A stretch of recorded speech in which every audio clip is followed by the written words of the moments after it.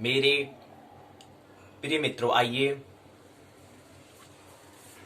28 दिसंबर 2020 भूमंच ज्योतिष पाठशाला बीजेपी स्वाध्याय दिवस 107वां, मनोविज्ञान के 31वें दिवस में, 28 दिवसीय ज्योतिष स्वरूप के 25वें दिवस में और अंतिम सप्ताह के चतुर्थ दिन में, 52वें सप्ताह के चतुर्थ दिन में आइए प्रवेश करें।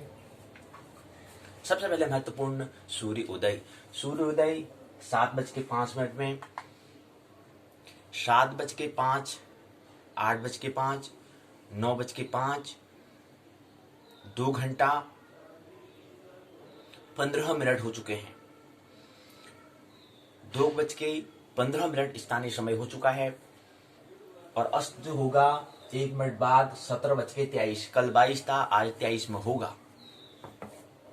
आइए हम भी दैनिक कार्यक्रम के अंतर्गत आने वाले सर्वप्रथम जो मुख्य कार्य है, मुख्य कर्तव्य है, मुख्य दायित्व जो है,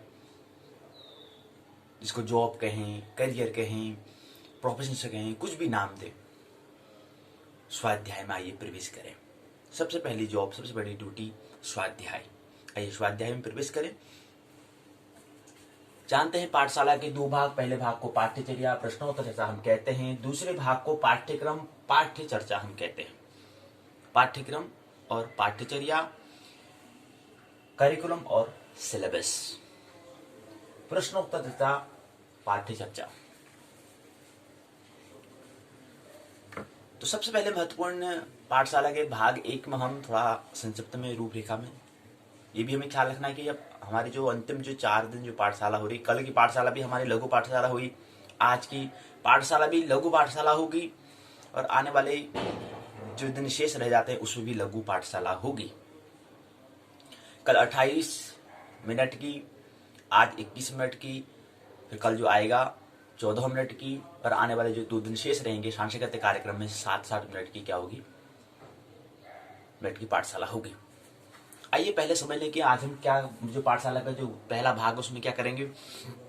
हमने कहा था कि हम शिक्षा के क्रांति के चतुर्थ दिन में आज हम प्रवेश कर रहे हैं। तो चतुर्थ दिन में हमें यह समझना है कि कोई हमें एक शिक्षा में क्रांति लाने के लिए अपना एक विषय होना चाहिए, एक अपना सब्जेक्ट होना चाहिए।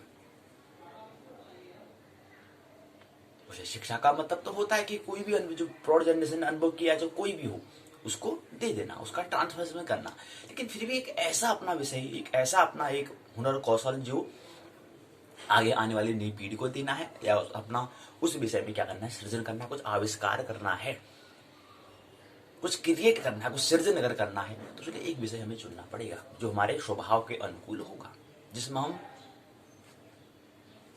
जो हमारी क्या होगी, हुनर होगा, जो हमारा स्किल होगा, जो हमारा स्वभाव होगा, जो हमारा संस्कार बीज जो हमारा होगा, वो उस पर हम क्या करना है, फिर क्रांति लानी, इसको फिर रखना है सबके सामने। तो ऐसे हमने एक विषय हमने चुना है ज्योतिष। तो शिक्षा में क्रांति के अंतर्गत आने वाला चौथे दिन में आज हम ज्योतिष में क्रांति कैसे आई, और इसी की वजह से हमने इस पाठशाला का नाम भूमंच ज्योतिष पाठशाला, जिसका मतलब ही ये होता है कि जो पृथ्वी, जो वसुधा, जो भूमि जो है एक मंच के तौर पर है, एक स्टेज, एक स्टेडियम है। और इसलिए हमने कहा कौन सा मंच है, भूमंच, अर्थात भू माने भूमि, वसुधा, तो इसलिए इसका नाम हो गया वसुधा। हमारे लिए एक मंच का काम करती है। जैसे हमने कहा स्वप्न में हमारे लिए शरीर अनिवार्य नहीं होता है, लेकिन अगर हमें प्रमाणिकता, यथार्थ का अनुभव करने के लिए हमारा शरीर हमारा होना अनिवार्य होता है। कुछ अनुभूति, कुछ फीलिंग अगर हमें करना है, कुछ अनुभव, कुछ एक्सपीरियंस हमें लेना है, कुछ हमें समझ, अंडरस्टैंडिंग हमें करनी है, तो उसके लिए अनिवार्य है शरीर का। बिना शरीर के अनुभव नहीं हो सकता। हमने कहा था कि जब आत्मा जाती है तो इस शरीर को छोड़ देती है, जब बीच में जो समय अंतराल जो रहता है, उच्च कोटि, द्वितीय कोटि की जो हमने आत्मा कहा था, उच्चतम श्रेष्ठ कोटि की आत्मा और निष्कृष्ट आत्मा को, मुझे प्रेत आत्मा और देवता जो हम कहते हैं, इस तरह की जो आत्मा है, जो द्वितीय कोटि की जो आत्मा है, उनको तत्क्षण गर्भ नहीं मिलता है। तो बीच में जो अंतराल जो रहता है उसमें कहाँ रहती हो, स्थूल शरीर में तो नहीं रहते, लेकिन रहते तो हैं। गर्भ तो मिल नहीं रहा है उनको, उनको अनुभव गर्भ है नहीं। तो उस समय जो रहता है उस समय का जो समय है द्वितीय कोटि के आत्मकथा संकट में नहीं मिलता है, तो उस पर हमें ख्याल रखना है।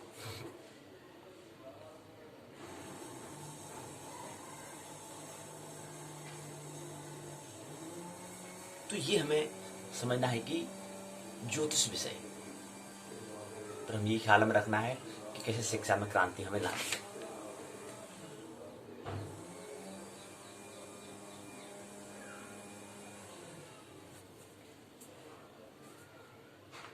तो उसके लिए हमें अपना विषय होना चाहिए जिसमें हम क्रांति ला सकते हैं।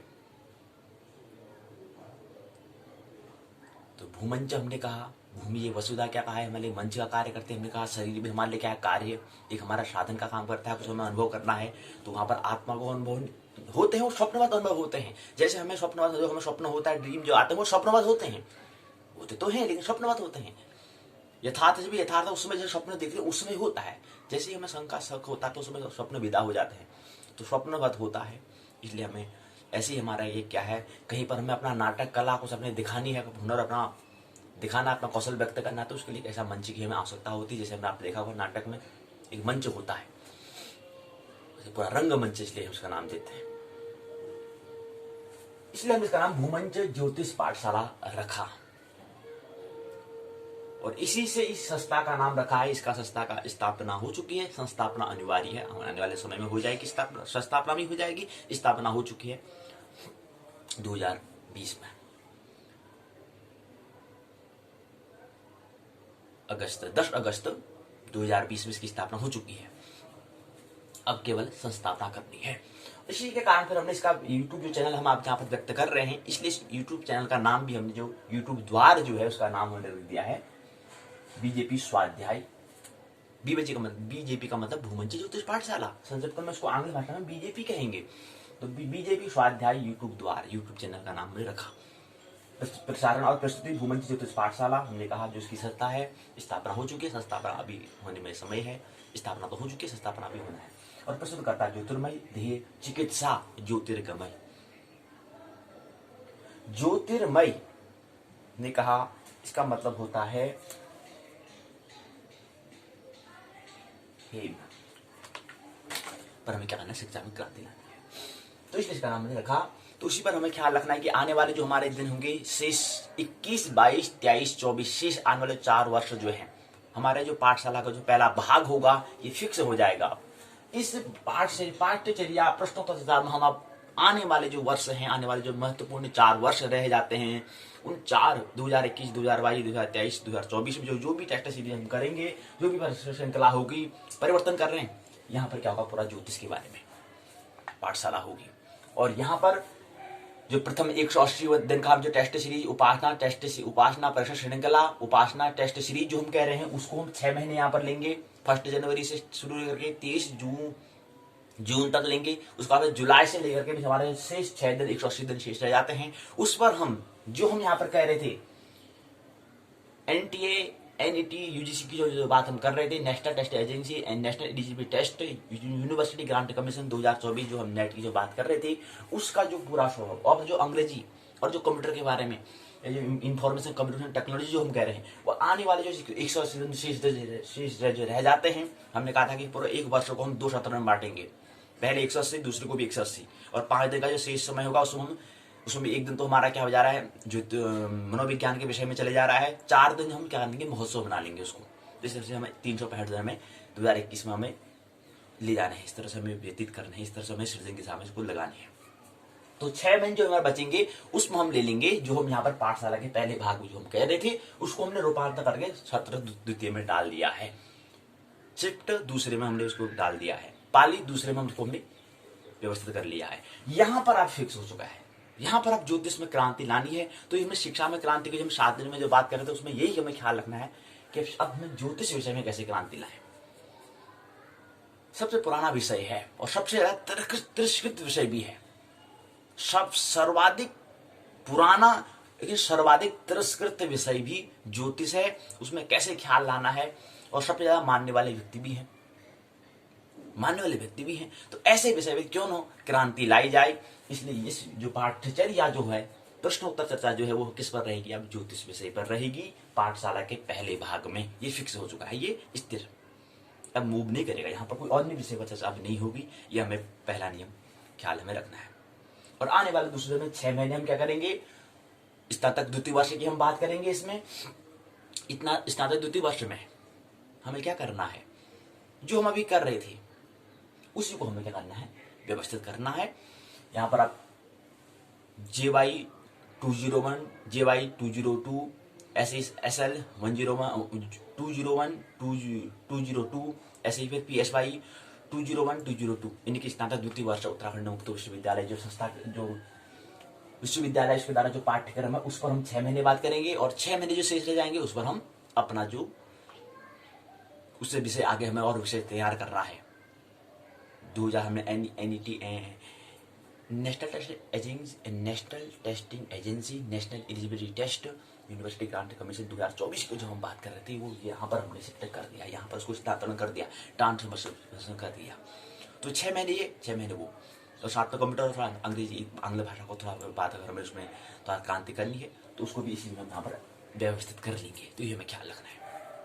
तो आज की पाठ्यचर्या के पहले भाग जो हम कह रहे हैं, पाठशाला का जो पहला भाग पाठ्यचर्या करिकुलम प्रश्नोत्तर चर्चा है, उसमें यही हमें ख्याल रखना है कि ज्योतिष विषय में, ज्योतिष क्षेत्र में कैसे हमें क्रांति लानी है।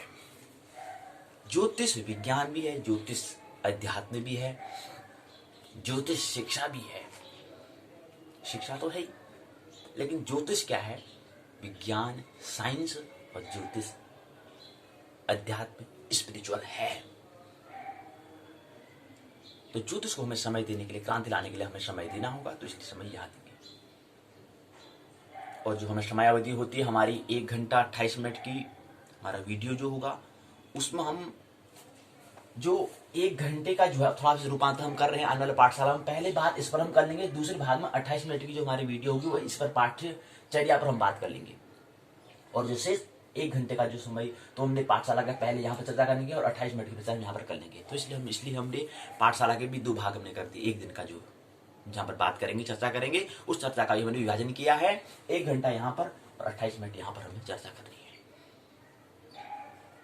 28 दिन प्रतिदिन 28 मिनट हमें क्या करना है, ज्योतिष में क्रांति लाने के लिए, ज्योतिष विषय में क्रांति लाने के, शिक्षा के अंतर्गत आने वाला जो ज्योतिष विषय फील्ड क्षेत्र है उसमें क्रांति लाने के लिए हमें प्रतिदिन 28 मिनट, 21 से 28 मिनट तक हमें करीब आधा घंटा हमें प्रतिदिन उस पर कुछ न कुछ चिंतन हमें करना होगा, थिंकिंग हमें करनी होगी सृजन करने के लिए।